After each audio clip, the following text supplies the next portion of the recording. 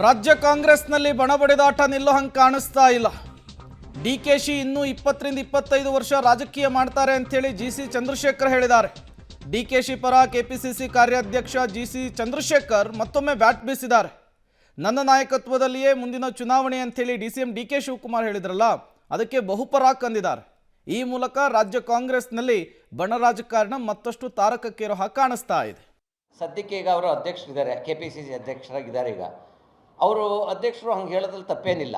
ಯಾಕೆ ಅಂತಂದರೆ ಕೆಪಿಸಿಸಿ ಅಧ್ಯಕ್ಷರು is supreme in the state. So ಅದರಿಂದ ಅವರು ಹೇಳೋದು ತಪ್ಪಿಲ್ಲ. ನಾನು ಅವರು ದೊಡ್ಡವರು ಏನು ಪ್ರತಿಕ್ರಿಯೆ ಮಾಡಿದ್ದಾರೆ ಅದನ್ನು ಅವ್ರನ್ನೇ ನೀವು ಕ್ವಶನ್ ಕೇಳಿ. ಬಟ್ ಈಗ ಸದ್ಯಕ್ಕೆ ಚುನಾವಣೆ ಲೋಕಲ್ ಬಾಡಿ ಅವ್ರು ಹೇಳಿರೋದು ಮೋಸ್ಟ್ಲಿ ಲೋಕಲ್ ಬಾಡಿ ಮತ್ತು ಕಾರ್ಪೊರೇಷನ್ಸ್ ಇದೆಲ್ಲ ಬರುತ್ತಲ್ಲ, ಮುಂದಿನ ಚುನಾವಣೆಗಳು ಈಗ ಅದೇ ಇರೋ ಸದ್ಯಕ್ಕೆ.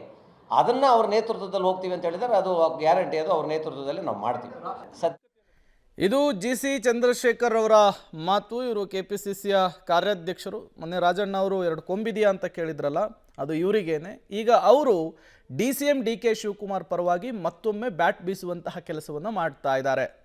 ಒಂದು ಕಡೆ ರಾಜಣ್ಣ, ಸತೀಶ್ ಜಾರಕಿಹೊಳಿ, ಪರಮೇಶ್ವರು, ಎಂ.ಬಿ. ಪಾಟೀಲು ಮುಂದಿನ ಚುನಾವಣೆಯು ಕೂಡ ಸಿದ್ದರಾಮಯ್ಯನವರ ನೇತೃತ್ವದಲ್ಲಿಯೇ ಫೇಸ್ ಮಾಡ್ತೀವಿ ಅಂತ ಹೇಳ್ತಿದ್ದಾರೆ.